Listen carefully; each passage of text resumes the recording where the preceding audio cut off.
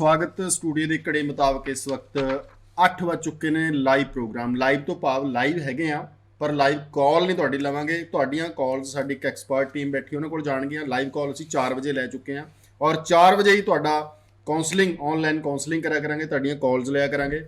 ਉਹਦਾ ਨਤੀਜਾ ਜਿਹੜੀਆਂ ਤੁਹਾਡੀਆਂ ਕਾਲਸ ਆਉਣੀਆਂ ਉਹਦਾ ਸੱਚ ਕਿੰਨਾ ਹੈ, ਪੰਜਾਬ 'ਚ ਛਪ ਰਹੀਆਂ ਐਡਵਰਟੀਜ਼ਮੈਂਟ ਦਾ ਸੱਚ ਕਿੰਨਾ ਹੈ, ਵੀਜ਼ਾ ਵਾਸਤੇ ਕਿਹੜੀਆਂ ਸ਼ਰਤਾਂ ਹੈ, ਕਿਹੜੇ ਦੇਸ਼ਾਂ ਨੇ ਕਿਸ ਤਰ੍ਹਾਂ ਦੇ ਦਰਵਾਜ਼ੇ ਖੋਲ੍ਹੇ, ਕਿਹੜੀਆਂ ਅਪਡੇਟ ਨੇ, ਉਹ ਅਸੀਂ 8 ਵਜੇ ਡਿਸਕਸ਼ਨ ਕਰਿਆ ਕਰਾਂਗੇ। 4 ਵਜੇ ਜੋ ਕਾਲਸ ਲਈਆਂ ਉਹਦੇ ਵਿੱਚ ਕੈਨੇਡਾ ਦੀਆਂ ਕਾਲਸ ਆਈਆਂ, ਇਨਟੇਕ ਨੂੰ ਲੈ ਕੇ, ਆਇਲਸ ਨੂੰ ਲੈ ਕੇ, ਫੰਡਸ ਨੂੰ ਲੈ ਕੇ, 5.5 ਬੈਂਡ ਨੂੰ ਲੈ ਕੇ, ਆਇਲਸ ਨੂੰ ਲੈ ਕੇ, ਹੋਰ ਬਹੁਤ ਸਾਰੇ ਸਵਾਲ ਸੀਗੇ ਤੁਹਾਡੇ, ਆਸਟ੍ਰੇਲੀਆ ਨੂੰ ਲੈ ਕੇ ਈਵਨ, ਉਹ ਡਿਸਕਸ ਕਰਾਂਗੇ। ਇਸ ਤੋਂ ਇਲਾਵਾ ਸਭ ਤੋਂ ਵੱਡੀ ਖਬਰ ਜਿਹੜੀ ਹੈ, ਕੈਨੇਡਾ ਨੇ ਇੱਕ ਲਿਸਟ ਜਾਰੀ ਕੀਤੀ ਹੈ ਜਿਹਦੇ ਵਿੱਚ ਬੱਚੇ ਹੁਣ ਜਿਨ੍ਹਾਂ ਦਾ ਵੀਜ਼ਾ ਲੱਗਿਆ ਹੋਇਆ, AIP ਆਇਆ ਹੋਇਆ, ਆਪਣਾ ਸਟੈਂਪ ਕਰਵਾ ਕੇ ਵੀਜ਼ਾ ਜਾ ਸਕਣਗੇ। ਸਟੈਂਪ ਕਰਵਾਉਣ ਦਾ ਪ੍ਰੋਵੀਜ਼ਨ, ਰਸਤਾ, ਤਰੀਕਾ ਕੀ ਹੋਊਗਾ। ਇਸ ਤੋਂ ਇਲਾਵਾ 18 ਮਾਰਚ ਤੋਂ ਪਹਿਲਾਂ ਵਾਲੇ ਬੱਚੇ ਕਿਵੇਂ ਟਰੈਵਲ ਕਰ ਪਾਉਣਗੇ, ਜਿਨ੍ਹਾਂ ਨੇ ਅਪਲਾਈ ਕੀਤਾ ਹੋਇਆ ਉਹਨਾਂ ਦਾ ਕਿਹੜੇ ਕਾਲਜਾਂ ਦੇ ਵਿੱਚੋਂ ਵੀਜ਼ੇ ਆਉਣ ਦੀ ਸੰਭਾਵਨਾ ਹੈ, ਕਿਹੜਿਆਂ ਦੇ ਵਿੱਚ ਤੁਸੀਂ ਅਪਲਾਈ ਕਰਨਾ ਹੈ, ਕੈਨੇਡਾ ਜਾਣ ਵੇਲੇ ਕਿਹੜੀਆਂ ਗੱਲਾਂ ਦਾ ਧਿਆਨ ਰੱਖਣਾ ਹੈ, ਜਾਂ ਆਸਟ੍ਰੇਲੀਆ ਦੇ ਕਿਹੜੇ ਇਨਟੇਕ ਬਾਰੇ ਧਿਆਨ ਰੱਖਣਾ ਹੈ। ਔਰ ਖਾਸ ਤੌਰ 5.5 ਬੈਂਡ ਵਾਲੇ ਬੱਚੇ ਸਾਡੇ ਨਾਲ ਜੁੜੇ ਰਹਿਣਗੇ। ਪ੍ਰਦੀਪ ਜੀ ਮੇਰੇ ਨਾਲ ਇੱਕ ਵਾਰ ਫਿਰ ਇਸ ਮੰਚ 'ਤੇ ਮੌਜੂਦ ਨੇ। ਅਸੀਂ ਗੱਲ ਕਰਨ ਜਾ ਰਹੇ ਹਾਂ ਜੀ ਕੈਨੇਡਾ ਔਰ ਆਸਟ੍ਰੇਲੀਆ ਜਾਣ ਵਾਲੇ ਬੱਚਿਆਂ ਦੇ ਫਿਊਚਰ ਬਾਰੇ, ਉਹਨਾਂ ਨੂੰ ਕੁਝ ਗਾਈਡੈਂਸ ਔਰ ਨਵੀਆਂ ਅਪਡੇਟ, ਨਵੀਆਂ ਖਬਰਾਂ ਦੇਣ ਵਾਸਤੇ ਸ਼ੋਅ ਜਿਹੜਾ ਆਰਗੇਨਾਈਜ਼ ਕੀਤਾ। ਪ੍ਰਦੀਪ ਜੀ ਸਵਾਗਤ ਸਭ ਤੋਂ ਪਹਿਲਾਂ। ਥੈਂਕ ਯੂ, ਸਤਿ ਸ਼੍ਰੀ ਅਕਾਲ ਜੀ। ਵੈਸੇ ਆਪਾਂ 4 ਵਜੇ ਅੱਜ ਲਾਈਵ ਦੇ ਵਿੱਚ ਕਰ ਚੁੱਕੇ ਹਾਂ ਗੱਲ ਕਿ ਜੀ ਕੀ ਨਵੀਂ ਅਪਡੇਟ ਆਈ। ਹੁਣ ਮੈਂ ਥੋੜਾ ਡਿਟੇਲ 'ਚ ਚਾਹੂੰਗਾ ਕਿਉਂਕਿ ਅਸੀਂ ਹੁਣ ਆਪਾਂ ਬੱਚਿਆਂ ਦੀ ਕਾਲ ਨਹੀਂ ਲੈਣੀ, ਜਿਹੜੀ ਬੱਚਿਆਂ ਦੀ ਕਾਲ ਆਊਗੀ ਐਕਸਪਰਟ ਟੀਮ ਕੋਲ ਚਲੀ ਜਾਊਗੀ।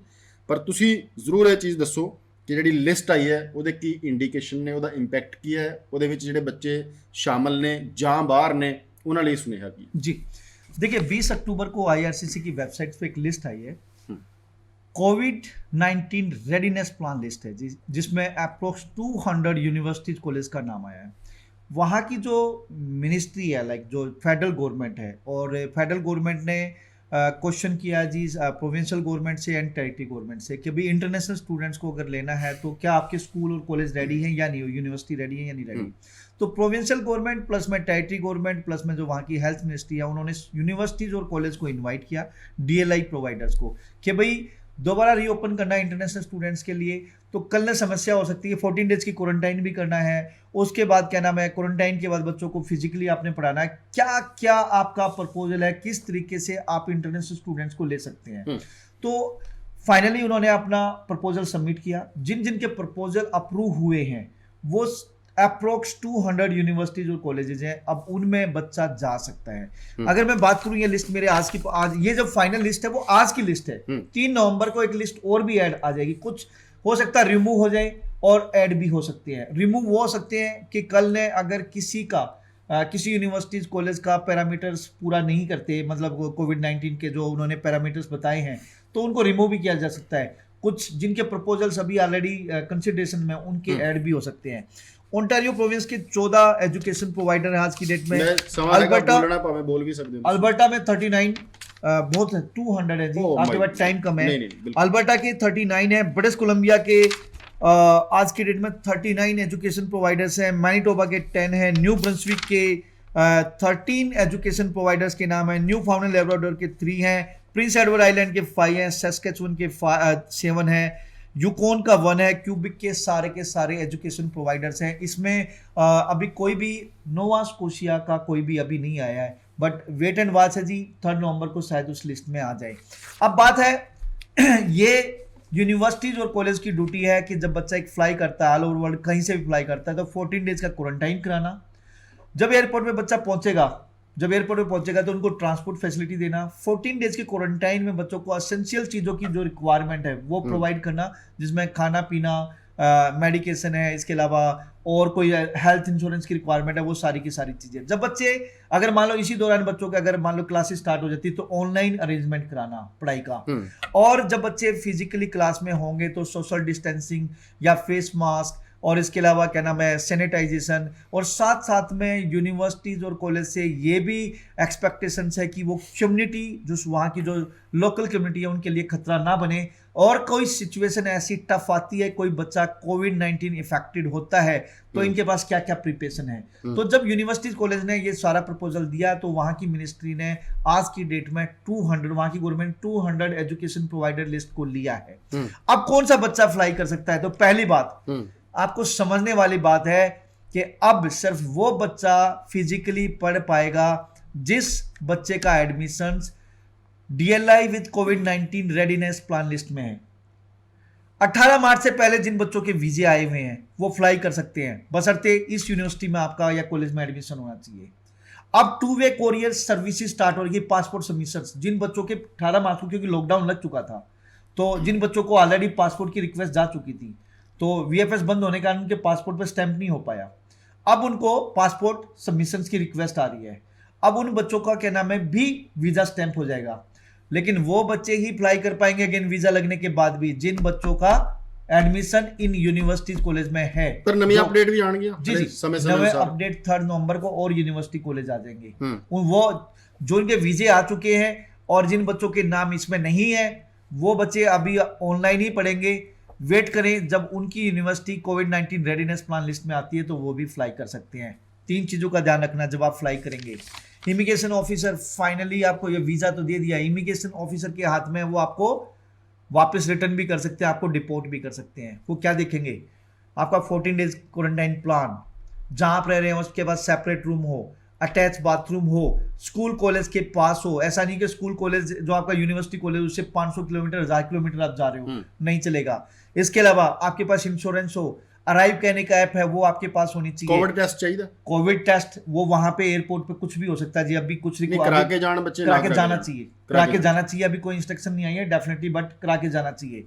जब बच्चा वहां पहुंच जाएगा तो कैसे वो अपनी फाइनल डेस्टिनेशन में पहुंचेगा, उसके बाद ट्रांसपोर्ट फैसिलिटीज क्या है, यूनिवर्सिटी कॉलेज जो भी अरेंज कराता है उसकी वो। इसके अलावा पोर्ट ऑफ एंट्री लेटर आपके होना चाहिए, वैलिड वीजा होना चाहिए। इसके अलावा letter of acceptance from those college, उस कॉलेज और यूनिवर्सिटी से होना चाहिए जो कोविड-19 रेडीनेस प्लान लिस्ट में आता है। सफिशिएंट फंड्स अवेलेबल होने चाहिए। मीन्स लाइक आप वहां पे वर्क करके अगले नेक्स्ट ईयर की ये इंटेंशन ना हो, ये दिखाओ कि मैं अगले साल की फीस मैं कमा के निकालूंगा। नो, सिर्फ एंड सिर्फ आपके पास फंड्स अवेलेबल होने चाहिए, दे कैन आस्क। और पीछे भी कुछ बच्चे इस तरह से डिपोर्ट हुए थे। तो ये कुछ चीजें हैं जो आपको ध्यान रखनी होगी बिफोर ट्रैवलिंग। जी प्रदीप जी, मैं एक सवाल लिख रहा ਸੀ ਇਸ ਵਕਤ ਕਿ ਬੜਾ ਟੇਢਾ ਕੰਮ ਸਟੂਡੈਂਟ ਲਈ ਹੋ ਗਿਆ ਹੈ। ਜਿਨ੍ਹਾਂ ਦੇ ਕੰਸਲਟੈਂਟ ਅਪਡੇਟ ਨੇ ਉਹਦਾ ਅਪਡੇਟ ਕਰ ਦੇਣਗੇ ਬੱਚਿਆਂ ਨੂੰ ਵੀ, ਕਾਗਜ਼ ਪੱਤਰ ਤਿਆਰ ਕਰਾ ਕੇ ਭੇਜਣਗੇ। ਜਿਹੜੇ ਵਿਚਾਰੇ ਆਪ ਹਾਲੇ ਪਿਛਲੇ 2-4 ਸਾਲਾਂ 'ਚ ਕੰਪਨੀਆਂ ਖੋਲੀਆਂ, ਕੈਨੇਡਾ ਨਹੀਂ ਗਏ, ਬਹੁਤ ਜ਼ਿਆਦਾ ਐਕਸਪੀਰੀਅੰਸ ਨਹੀਂ ਹੈ। ਮੈਂ ਉਹਨਾਂ ਨੂੰ ਚਾਹੂੰਗਾ ਬੱਚਿਆਂ ਨੂੰ ਕਿ ਜੇ ਤੁਹਾਡਾ ਕੰਸਲਟੈਂਟਸ ਕਿਸੇ ਵੀ ਗੱਲੋਂ ਅਸਮਰੱਥ ਹੈ ਤਾਂ ਚੰਗੇ ਚੰਗੇ ਕੰਸਲਟੈਂਟਸ ਦੀ ਰਾਏ ਲੈ ਕੇ ਪਲੀਜ਼ ਟਰੈਵਲ ਕਰਨਾ, ਐਵੇਂ ਨਾ ਕਰਨਾ ਜਿੱਦਾਂ ਪ੍ਰਦੀਪ ਜੀ ਨੇ ਕਿਹਾ ਸਮੱਸਿਆ ਆ ਸਕਦੀ ਹੈ। ਹੁਣ ਆਪਾਂ ਮੋਟੀ ਜੀ ਗੱਲ ਇਹ ਮੰਨ ਲਈਏ, ਤੁਹਾਡਾ ਨਤੀਜਾ ਕਹਿਣ ਦਾ ਭਾਵੇਂ 18 ਮਾਰਚ ਤੋਂ ਬਾਅਦ ਵੀਜ਼ਾ ਆਇਆ, ਭਾਵੇਂ ਚਾਹੇ ਪਹਿਲਾਂ ਆਇਆ, ਪਰ ਲਿਸਟ 'ਚ ਨਾਮ ਕਾਲਜ ਦਾ ਹੋਣਾ ਚਾਹੀਦਾ ਤਾਂ ਤੁਸੀਂ ਟਰੈਵਲ ਅਦਰਵਾਈਜ਼ ਕਾਂਟ ਫਲਾਈ। ਕੁਝ ਡਾਕੂਮੈਂਟ ਨੇ ਜਿਹੜੇ ਉਹ ਲੈ ਕੇ ਜਾਣੇ ਪੈਣਗੇ ਤੁਹਾਨੂੰ, ਕੁਝ ਸ਼ਰਤਾਂ ਨੇ, ਜਿਵੇਂ ਤੁਸੀਂ ਕਮਰੇ ਦੀ ਗੱਲ ਕੀਤੀ ਹੈ ਉਹ ਹੋਣਾ ਚਾਹੀਦਾ ਹੈ, ਪਲਾਨ ਹੋਣਾ ਚਾਹੀਦਾ ਹੈ ਕੁਆਰੰਟੀਨ ਦਾ, ਐਵੇਂ ਨਹੀਂ ਤੁਸੀਂ ਚੜ੍ਹ ਜਾਣਾ ਉੱਥੇ, ਪਤਾ ਨਾ ਹੋਵੇ ਤੁਹਾਨੂੰ। ਹੁਣ ਇਹ ਚੈਲੰਜ ਹੈ, ਮੈਂ ਬੱਚਿਆਂ ਵੱਲੋਂ ਸਵਾਲ ਪੁੱਛ ਰਿਹਾ, ਭਾਵੇਂ ਬੜਾ ਔਕਵਰਡ ਲੱਗੂਗਾ ਮਾਂ ਪਿਓ ਨੂੰ ਜਾਂ ਸਟੂਡੈਂਟਸ ਨੂੰ।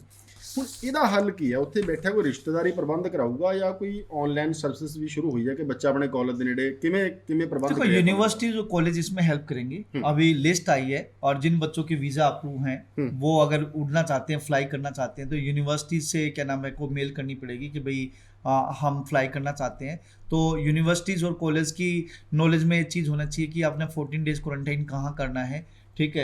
इसके अलावा क्या नाम है आपके पास इंश्योरेंस भी होनी चाहिए, अराइव कैन ऐप भी होनी चाहिए। प्लस में आप यूनिवर्सिटी को बताओगे किस डेट को आप जा रहे हैं। यूनिवर्सिटीज़ की रिस्पॉन्सिबिलिटीज आज की डेट में, यूनिवर्सिटीज़ के एक तरह से कंधे पे या गर्दन पे आज की डेट में तलवार है।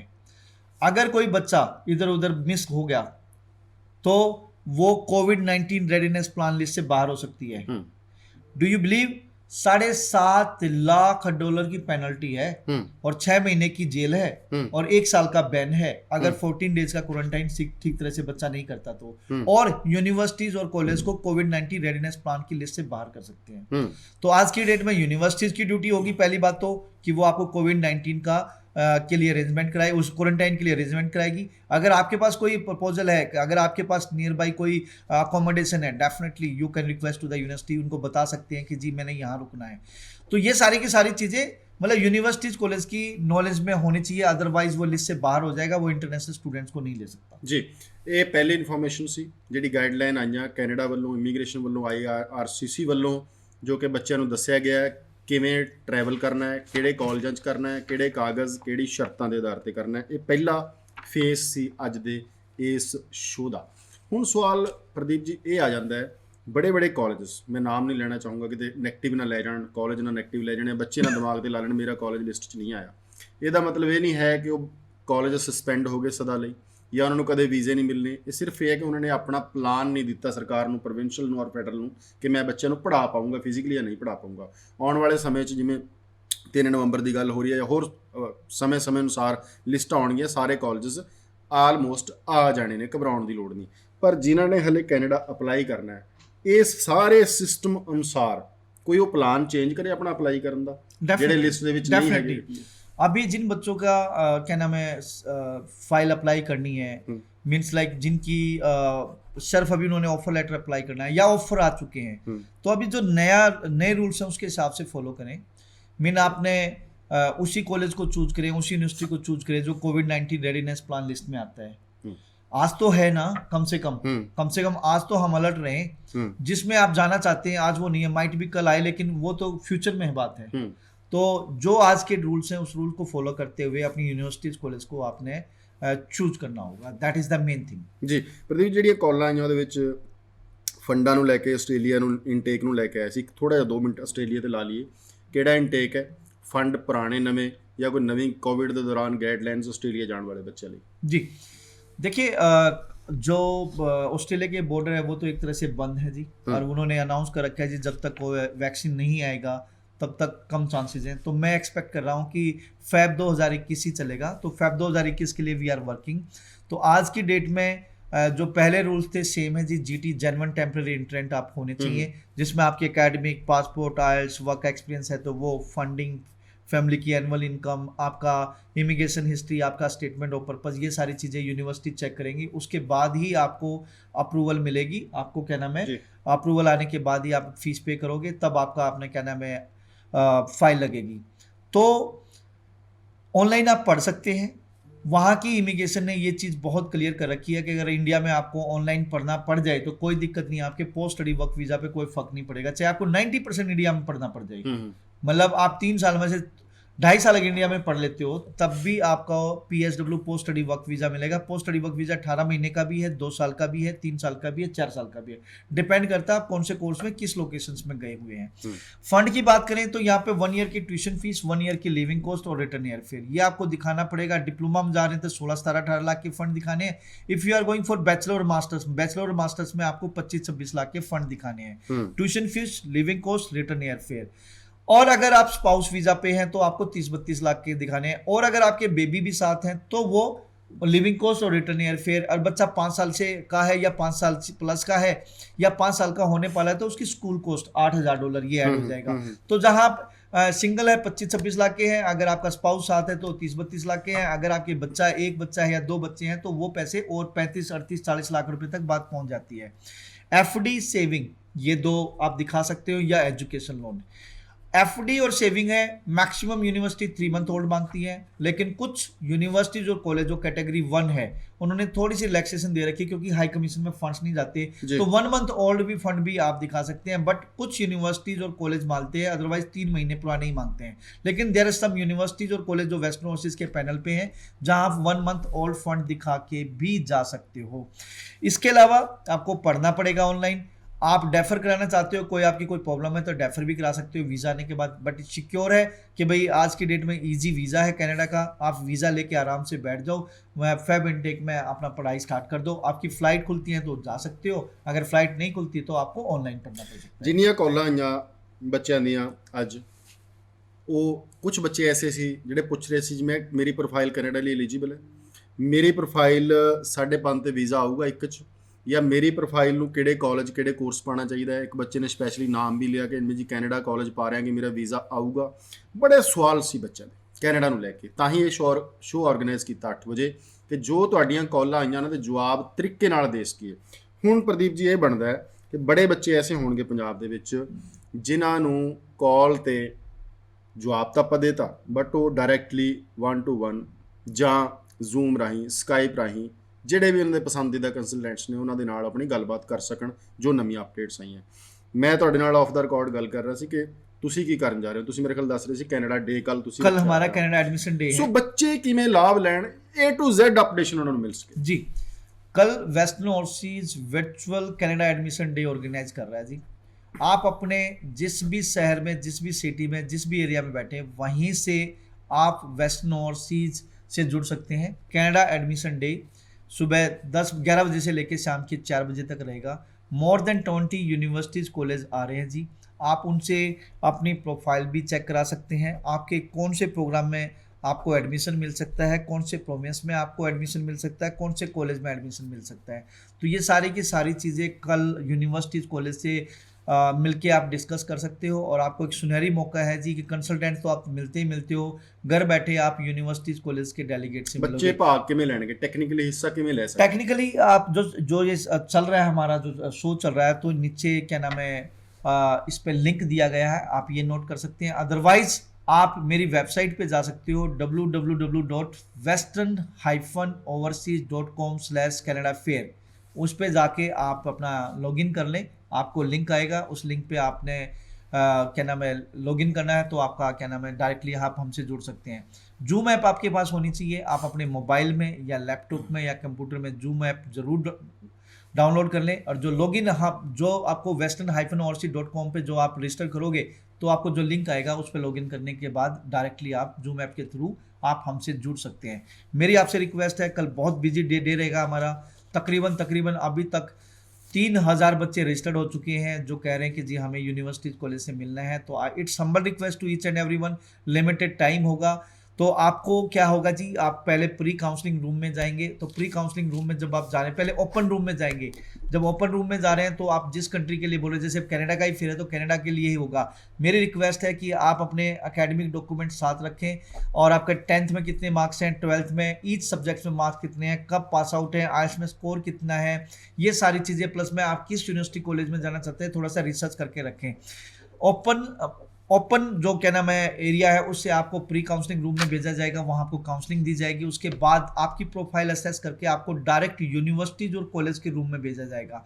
वहाँ आपको डायरेक्टली यूनिवर्सिटीज कॉलेज के डेलीगेट से आपको मिलने का मौका मिलेगा। वो आपको बताएगा अपने कॉलेज के बारे में, प्रोग्राम के बारे में और किस तरीके से आपका वीज़ा लगता है, फीस स्ट्रक्चर के बारे में, ये सारी की सारी चीज़ें वो यूनिवर्सिटीज कॉलेज बताएगा। इसके बाद आप क्या नाम है पोस्ट काउंसलिंग रूम में आएंगे। पोस्ट काउंसलिंग रूम में आप अपना एडमिशन करा सकते हैं। तो this is the whole process. तो अगेन आपसे रिक्वेस्ट है, western-overseas.com पे जाइए और वहाँ पे आप क्या नाम है ऑनलाइन क्या नाम है ये फेयर है, तो उसके लिए आप रजिस्टर करें। उसके बाद आपको लिंक आएगा, लिंक पे जाके आप रजिस्टर हो सकते हैं 11 बजे से 3 बजे तक।